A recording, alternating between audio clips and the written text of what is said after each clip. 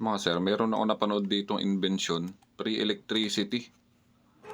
So meron siyang AC motor, sinaksak niya muna sa kuryente. Tapos meron siyang apat na wheel yung sa hand tractor.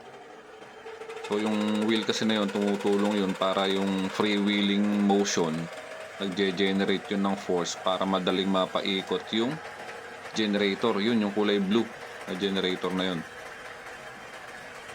Yan. So pagka naabuelo na, ayun umiilaw ililipat niya yung saksakan dun. Yun So yung kuryente na pinoproduce ng generator, yun na yung nagpapatakbo sa AC motor. Galing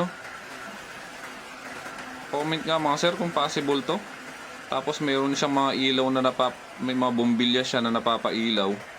Kayang-kaya Siguro nasa 15 horsepower yung generator niya So kung 15 horsepower yun, kaya niya mag-generate up to 11.2 thousand watts.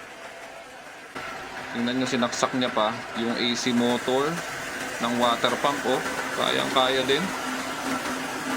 Galing Sa mga electrical engineer natin dyan na mga kaibigan, mga sir, pa-comment naman kung possible itong ganitong klaseng invention. Pwede itong gawing large scale